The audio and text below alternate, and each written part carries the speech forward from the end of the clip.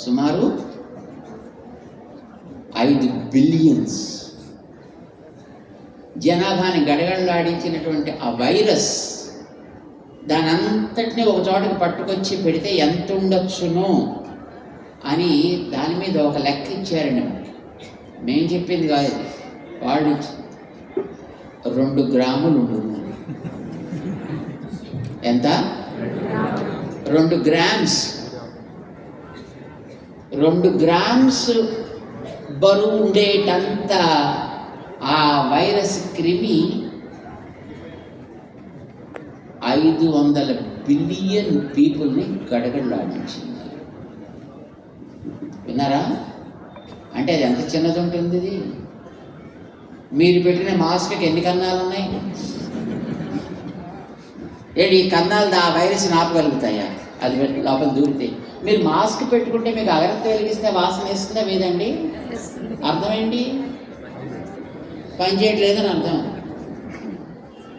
బయట వాతావరణపు ప్రభావం నీ లోపలికి రాకుండా ఉంటే అప్పుడు అది మాస్క్ నీకు నిజంగా రక్షణ అని అర్థం. లేకపోతే తమాషాకి పెట్టుకున్నట్టు. సరే, అది అలా అట్టే పెట్టినా సరే. ఆవేళ మాస్కులు పెట్టుకున్నవాళ్ళు మందులు వాడిన వాళ్ళు వాడారు. హాస్పిటల్కి రోజుకు 1 లక్ష ఇచ్చి జాయిన్ అయిన వాళ్ళు జాయిన్ అయ్యారు. ఎందుకైనా బాగుంటుంది మంచిది అని 5 10 ఆక్సిజన్ సిలిండర్స్ని ఇంట్లో స్టాక్ పెట్టుకున్న వాళ్ళు ఉన్నారు. ఇవన్నీ ఉంటూ ఉండగా ఆనందయ్య అని ఆయన పేరు విన్నారు ఎవరైనా? ఎంతమంది విన్నారు? అబ్బా, ఏంటి ఆయన ఏం చేశాడు?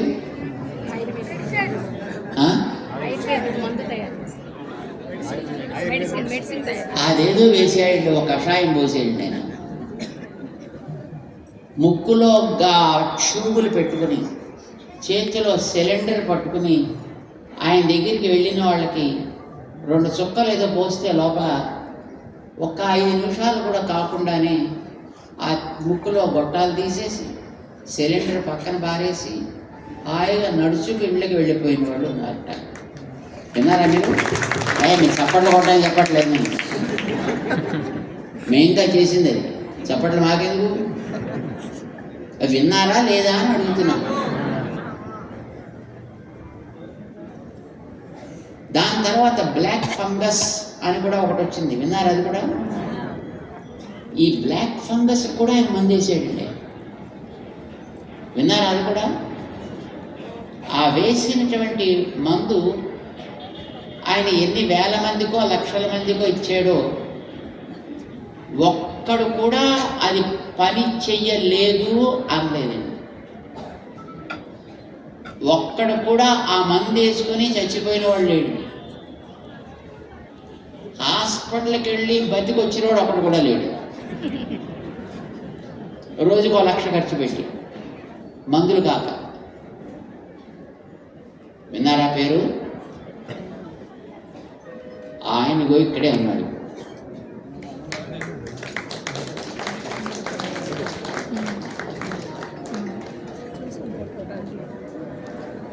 ఈయనే ఆ పెద్ద మనిషి. ఇప్పుడు కొట్టండి చెప్పండి గట్టిగా.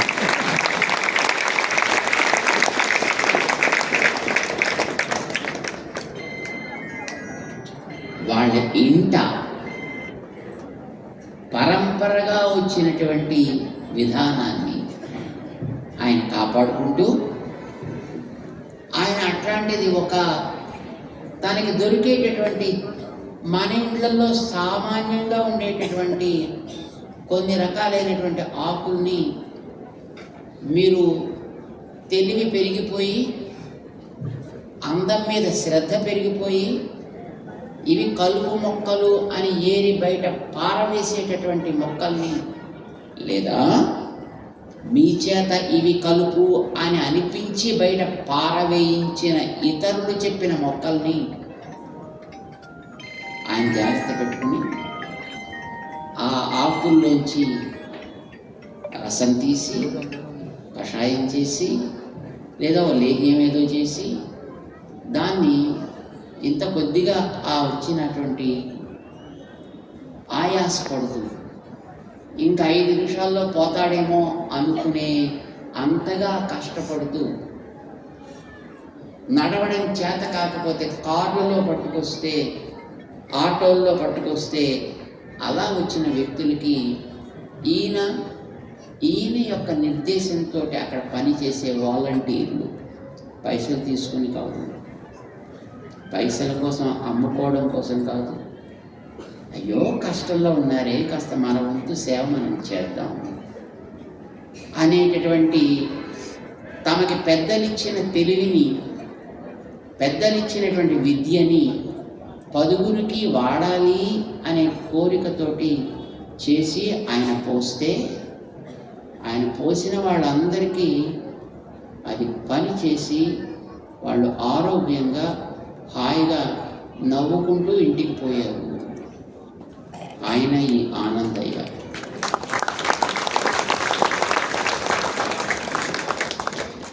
సరే, తర్వాతే జరిగాయి అనుకోండి, ఆయనది వేయనివ్వలేదు, చాలా రకాలుగా ఆయన్ని ఇబ్బందులు పాలు చేశారు, చికాకు పెట్టారు, గడబడి చేశారు.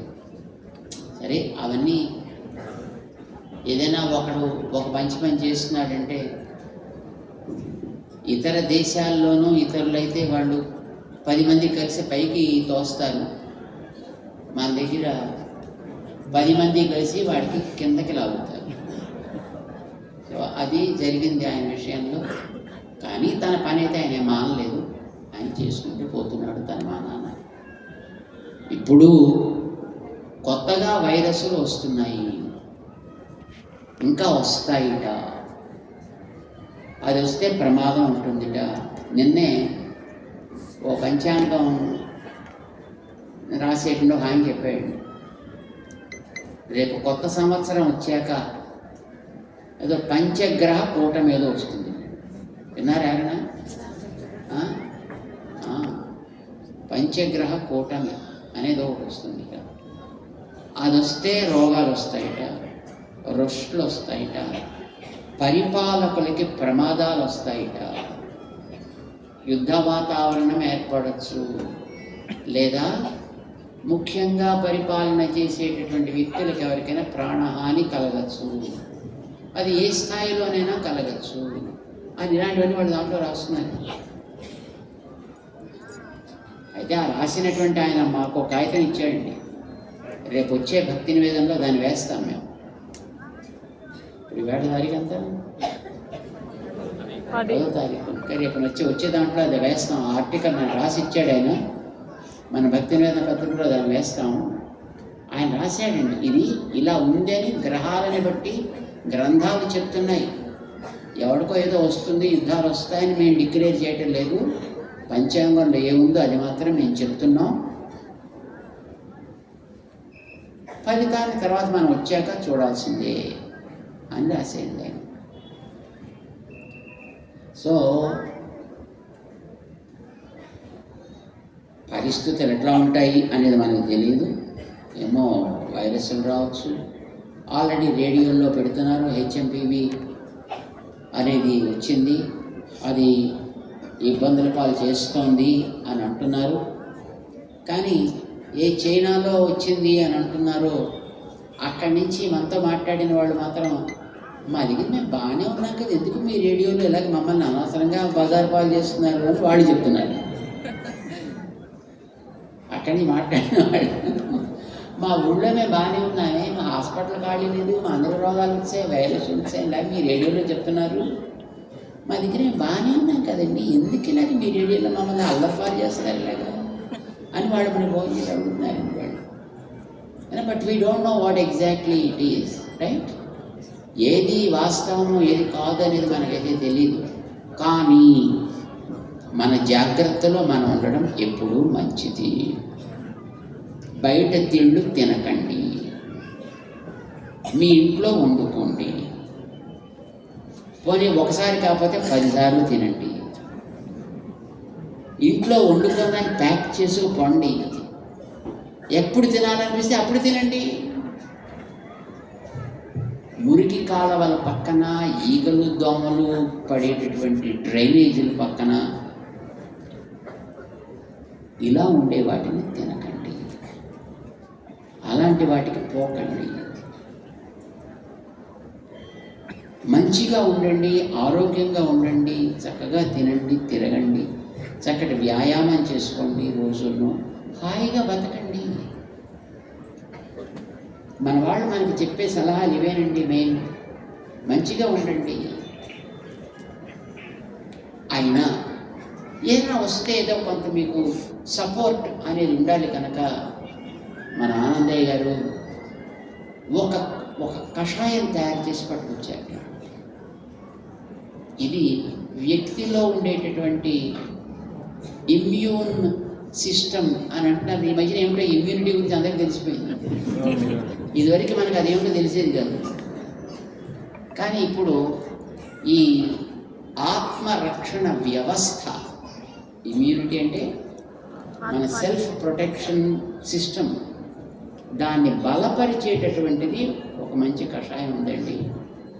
అది మనం వేసుకుంటే మంచిది. ఒక 2-3 నెలల దాకా అది మనని చక్కగా ప్రొటెక్ట్ చేస్తుంది. తర్వాత మళ్ళీ కావాలంటే మళ్ళీ వేసుకోవచ్చు, తర్వాత కొంటే మళ్ళీ వేసుకోవచ్చు. అదేం పెద్ద కష్టమే కాదు, సింపుల్గా తయారయ్యేది. దాన్ని నేను అందరికీ ఇస్తా అంటే మేమన్నా అందరికీ ఇస్తానంటే మరి ఇక్కడ మా దగ్గరికి వచ్చేది 5-6 వేల మంది వస్తే పర్వాలేదండి, 10,000 మందికైనా నేను ఇస్తాను. ఎంత ఇమ్మంటావు అయ్యా దానికంటే నాకు పైసలు వద్దండి. పైసల కోసం అమ్ముకుని చేసేటటువంటి కాదు.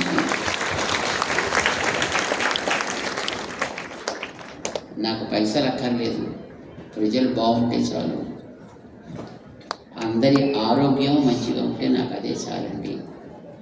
పోనీ మేమేమి ఇస్తామయ్యా, పోనీ దానికి ఎంత ఖర్చు అవుతుందో చెప్పవా, మీ దగ్గర అసలు వద్దండి నాకు. 10,000 మందికి ఇద్దాం మనం. ఇక్కడ పనిచేసి వాళ్ళకి ఆరోగ్యంగా ఉంటే మనకు దాని సైడ్ ఎఫెక్ట్స్ అయితే ఏమి ఉండవు. ఎందుకంటే మనం 4 తోటకూరాకులు నవ్వలేమనుకోండి, ఏమైనా సైడ్ ఎఫెక్ట్స్ వస్తాయి దాంట్లో? ఏమైనా వస్తాయా? నథింగ్.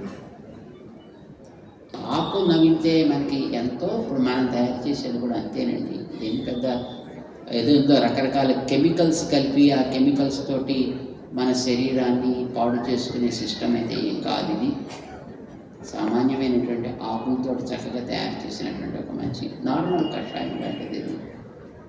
అంచేత దాన్ని ఈవేళ మేము చెప్పాము, వస్తే ఈవేళ రావయ్యా, ఈవేళ ఉంటే మన వాళ్ళు చాలామంది ఉంటారు, నువ్వు ఇద్దాం అనుకుంటే 10,000 మందికి ఈవేళ ఇద్దు కానీ రామని అడిగి చెప్పాము ఆయనతోటి.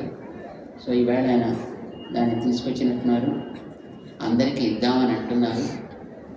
అయితే ఒకటి జ్ఞాపకం పెట్టుకోండి, ఇది తీసుకుని ఆ తర్వాత ఏదో పాడు పనులు చేసి రోగాలు తెచ్చుకొని అయ్యా మేము అది వేసుకున్నామండి మాకు ఇది వచ్చిందండి అని అనకండి.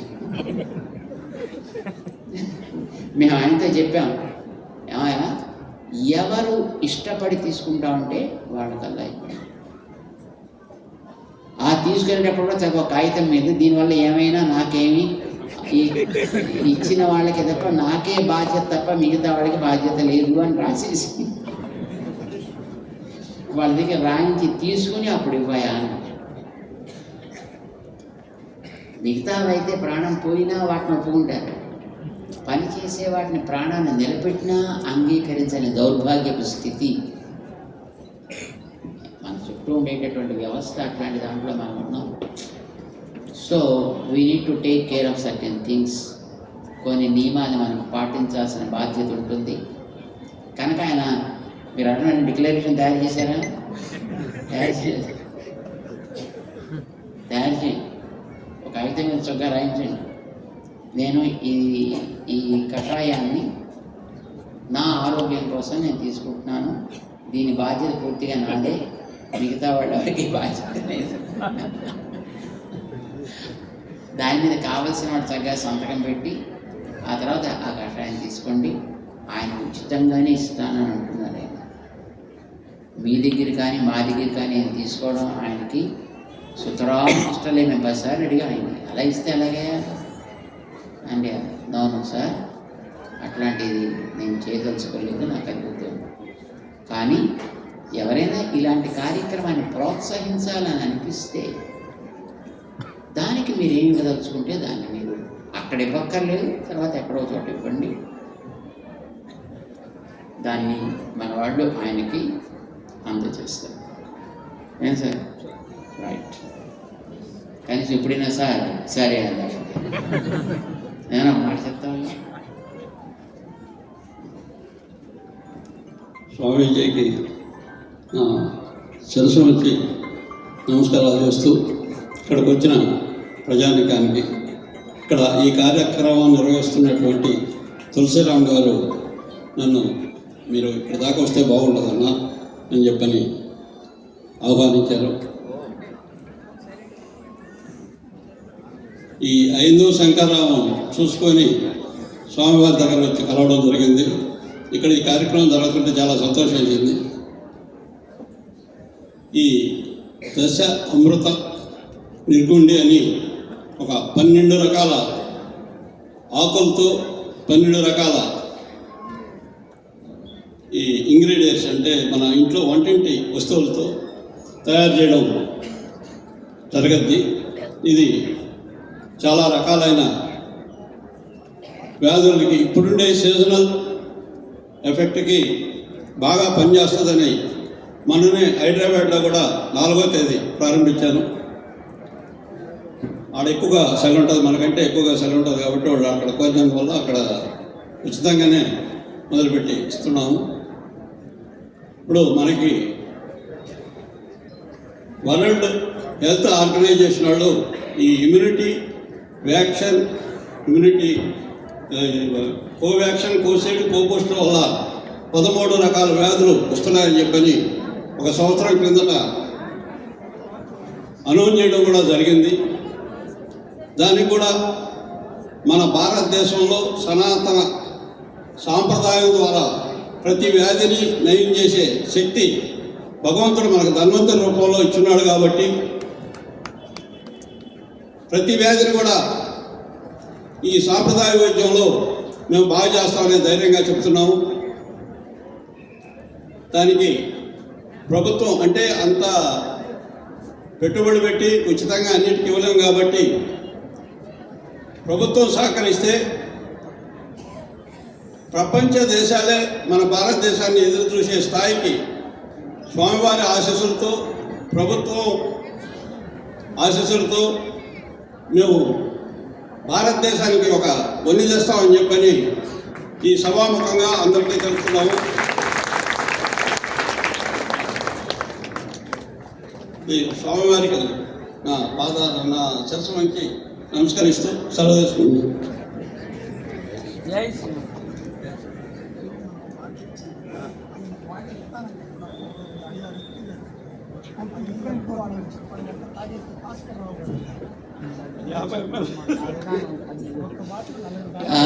ఆయన చెప్పిన మాటలు మీరు విన్నారు కదా.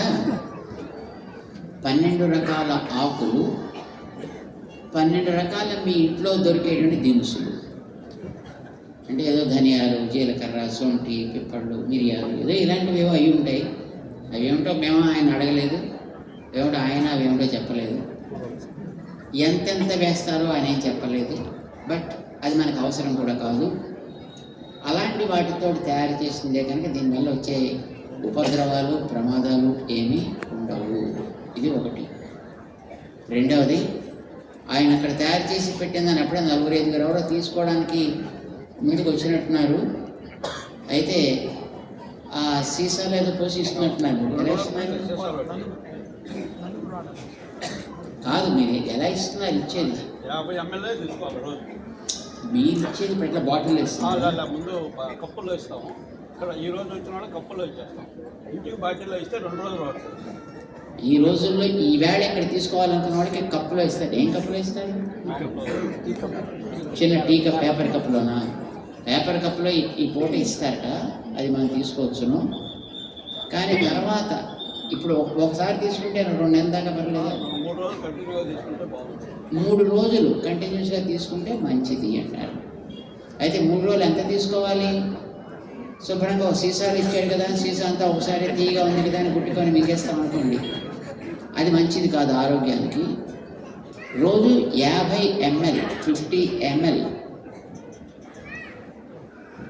తెలుస్తుందా? 50 ml అంటే ఎంతో? 50 ml అంటే ఒక చిన్న కాఫీ కప్ అంత అన్నమాట, చిన్న కప్ అంతా. అంతవరకు 3 రోజులు వరుసగా తీసుకుంటే అది ఎంతకాలం ప్రొటెక్ట్ చేస్తుంది? దాదాపు ఈ చలికాలం పోయేదాకా ఆ సీజన్ మారేంత వరకు, అంటే సే ఎండ్ ఆఫ్ ఫిబ్రవరి దాకా. ఇప్పుడు మనం జనవరిలో ఉన్నాం కదా, ఫిబ్రవరి సుమారు మార్చి దాకా, అంటే సుమారు ఒక 2 నెలల దాకా అది మనకి ఒక రక్షణ మన లోపల కలిగిస్తుంది. బయట నుంచి ఏ రకమైనటువంటి వైరస్లు గీరస్లు వచ్చినా అది మనకి రక్షణ కలిగిస్తుంది. బహుశా మీలో కూడా చాలామందికి తెలుస్తున్నాను అనుకుంటా, మొదట్లో ఆరోగ్యంగా ఉండేటటువంటి వ్యక్తులు కూడా వ్యాక్సిన్స్ వేసుకున్న తర్వాత ఒక రకమైనటువంటి శారీరకమైనటువంటి బలహీనతకి లోనవుతున్నారు. దానివల్ల వచ్చిన కంట్రిబ్యూషన్ అది. సరే, అది మనకి వేసుకోవాలి వద్దు అనేది మనకేం తాత్పర్యం కాదు, కానీ ఇదైతే ఇలా పనిచేస్తుంది. ఉపద్రవకారి కాదు, ఆరోగ్యానికి మంచిది, రక్షణ వ్యవస్థ గట్టిపడుతుంది. 3 డోసులు వేసుకుంటే మంచిది. 50 ml ఉండేటటువంటిది ఈవేళ రేపు ఎల్లుండి అట్లాగా 3 సార్లు తీసుకోవచ్చు. ఒక్కొక్క డోసు ఇప్పుడు ఇక్కడ మీరు ఇస్తారు. తర్వాత కావాలనుకున్న వాళ్ళు దాన్ని ఇంటికి తీసుకొని వెళ్ళవచ్చును అని మన వాళ్ళు చెప్తున్నారు. దాన్ని సక్రమంగా చక్కగా అవసరము అనుకున్న వాళ్ళు తీసుకోండి, ఉపయోగించుకోండి. శ్రీమాన్ ఆనందయ్య గారికి పెరుమాళ యొక్క శేష వస్త్రాన్ని వారికి అందజేస్తాం.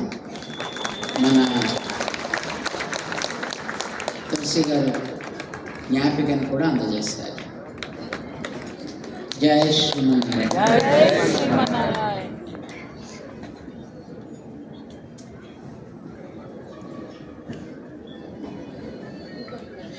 సో మళ్ళీ తీర్థకోశ ఆరంభం చేసుకుందాం.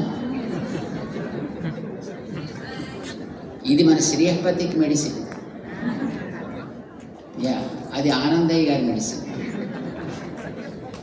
దేని పవర్ దానికి ఉంటుంది.